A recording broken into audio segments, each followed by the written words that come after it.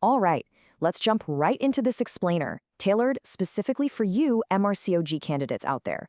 Today, we're unpacking a massive paradigm shift in obstetrics, the 2022 RCOG Green-top Guideline No. 43 on Intrahepatic Cholestasis of Pregnancy, or ICP. If you're still relying on older textbooks that refer to this as Obstetric cholestasis, it is definitely time to gently toss those in the recycling bin. This guideline completely rewrote the playbook on how we diagnose, risk stratify, and manage the condition, all thanks to some really extensive individual patient data meta-analyses. This is highly testable material, guys, and honestly, it's absolutely critical for delivering solid evidence-based care on the labor ward.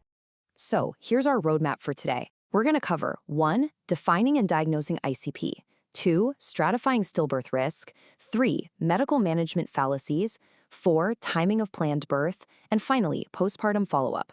This is going to give you a concrete, high-yield framework for both your written papers and your everyday clinical practice. Okay, kicking things off with Section 1, Defining and Diagnosing ICP. Let's look at what the latest evidence actually says. Now, here's a question that trips up candidates year after year. What is the true predictor of stillbirth in these patients? When you're looking at a clinical vignette, is it how intensely the mother is itching? Is it a sudden spike in her liver transaminases? You know, the old school approach used a whole cocktail of liver function tests to make the call. But the modern data? It tells a completely different laser-focused story. Here is the critical 2022 definition you absolutely have to memorize. ICP is diagnosed when a pregnant woman presents with pruritus, so itching, combined with a raised peak random total bile acid concentration of 19 micromole per liter or more. That threshold of 19 is key. And notice I said random, not fasting. Plus, and this is huge, she's got to have completely normal-looking skin. If she walks in with a rash, you need to broaden your differential, because classic ICP is just the itch, usually worse at night, driving them crazy on the palms and soles, but with zero primary dermatological rash. Crucially for those exam vignettes, keep in mind that itch intensity and transaminases like ALT or AST are total red herrings when it comes to fetal risk. A patient might literally be up all night scratching her palms raw, but if her bile acids are normal, her baby's risk is right at the baseline. Massive meta-analyses prove that maternal itch, while awful for the mom's mental well-being and sleep, correlates very poorly with bile acid levels. Also, just having raised transaminases without those elevated bile acids, that doesn't equal ICP, and it doesn't predict stillbirth. The peak total bile acid concentration is your single, evidence-based North Star here. Moving right along to Section 2, Stratifying stillbirth risk. So, how exactly do we categorize this? The magic number you need to permanently burn into your brain is 100. That is 100 micromole per liter of serum bile acids. Why? Well, a huge systematic review revealed something really surprising. In singleton pregnancies, the risk of stillbirth only statistically rises above the background population rate once maternal bile acids hit that specific threshold of 100. Below 100, the stillbirth risk is around 0.13%, which is basically the same as anyone else out there. But once it hits 100 or more, that's when the risk genuinely jumps up. So when you're looking at her labs, you're strictly categorizing by her peak level. We use 3 exact risk bands now. Mild ICP is a peak between 19 and 39, moderate is 40 to 99, and severe is 100 micromoles per liter or more. And remember, peak means the absolute highest concentration recorded during that pregnancy. So yeah, a woman's diagnosis can actually bump up in severity as she gets further along. You've got to use these exact brackets when you're communicating risk and formulating your management plan. All right, Section 3, Medical Management Fallacies. Time to bust some long-standing clinical myths. This right here is absolutely crucial. We have a grade A recommendation straight from the RCOG saying, do not routinely offer UDCA, Ursodeoxycholic acid, just to reduce adverse perinatal outcomes. For years, we handed out UDCA like candy, thinking we were protecting the baby, right?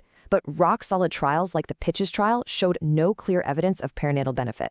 Now, you might still offer topical stuff like aqueous cream with menthol to help soothe the mother's skin, but you've got to be straight with her. We currently do not have a magical treatment that improves pregnancy outcomes or significantly lowers those raised bile acids. And please, whatever you do, do not fall for the fetal monitoring trap. If you see a CTG option in a multiple choice question, resist the urge to click it. It's so tempting to order a quick scan or strap on a monitor just to reassure yourself and the patient. But the guidelines are crystal clear. Routine ultrasound or CTGs simply do not predict or prevent stillbirths in cases of ICP. It's thought that the mechanism of stillbirth here is sudden and arrhythmic. It's not the chronic placental insufficiency that a CTG is designed to catch. Now, everything we just talked about, throw it out the window if ICP brings along some friends. Our neat little mild, moderate, and severe brackets work beautifully for isolated ICP and singletons. But if your patient has gestational diabetes, preeclampsia, or is carrying twins, that is a whole different ballgame. These comorbidities compound the stillbirth risk entirely on their own. So if a mom has moderate ICP, but she also has preeclampsia, that drastically changes the picture, and you really need to rethink your delivery timeline. Which brings us to Section 4, Timing of Planned Birth. How do we translate this to the ward?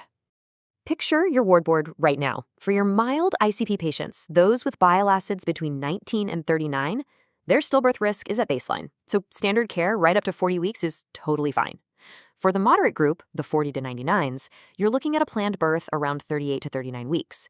But that severe patient, hitting 100 or more, her risk is genuinely elevated. So you're stepping in early for a planned birth right at 35 to 36 weeks.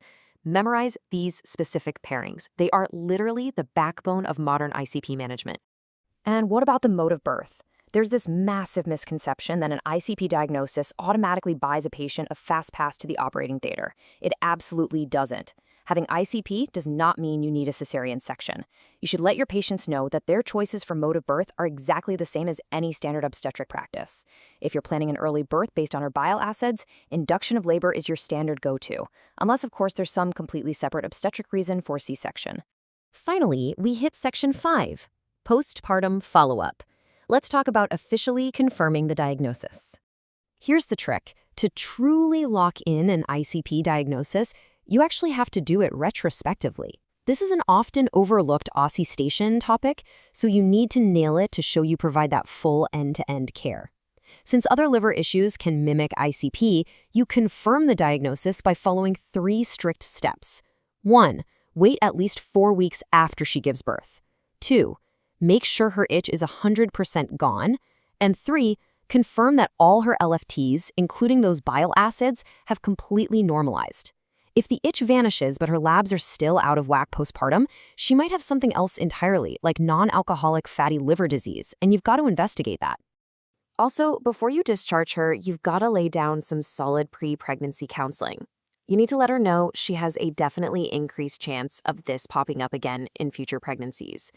Because of that risk, standard practice dictates she'll need a baseline LFT and bile acid check right at her very first booking appointment the next time she gets pregnant. So look, this guideline is a real game changer.